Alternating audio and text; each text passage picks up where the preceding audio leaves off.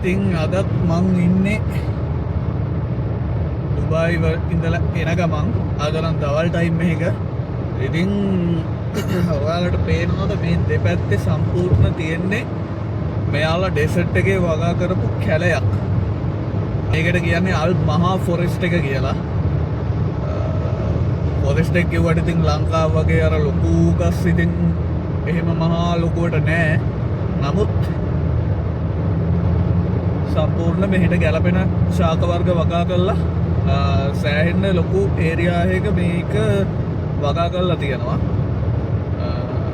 Dubai ඉඳන් Abu Dhabi එනකොටත් Abu Dhabi ඉඳන් Dubai යනකොටත් ගන්තුත් පහු කරලා ඒ කියන්නේ ඩුබායි බෝඩරේට චුට්ටක් ළඟින් තමයි මේක තියෙන්නේ.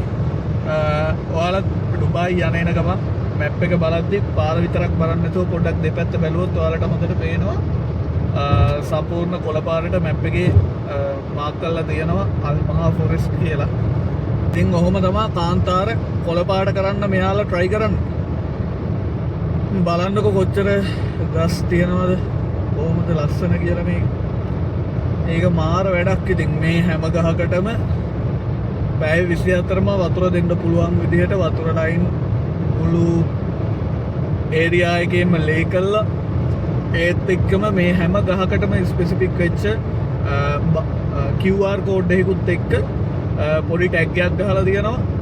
මේ ගහකට පොඩි හරි හානියක් කවුරු හරි කරොත් දිරාම් 10000 සිට උපරිමයක් දක්වා ඒ කියන්නේ 10000 හෝ 10000ට වැඩි ෆයින් එකක් දක්වා යන්න පුළුවන්. දඩය තීරණය කරන්නේ බොහෝ විට උසාවියෙන්. ඉතින් එහෙම තමයි මෙයාලා අමාරුවෙන් හිටව ගත්ත ගස් ටික පරිස්සම් කරගන්න.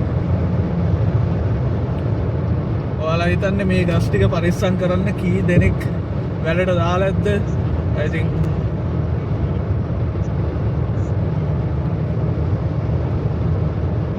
කී දෙනෙක් මහන්සි වෙනවා ඇද්ද මේක පරිස්සම් කරගන්න.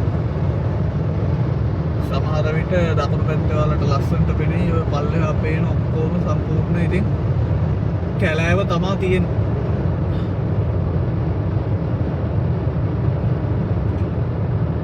එහෙනම් අලුත් වීඩියෝ එකකින් හම්බෙමු. ජය වේවා.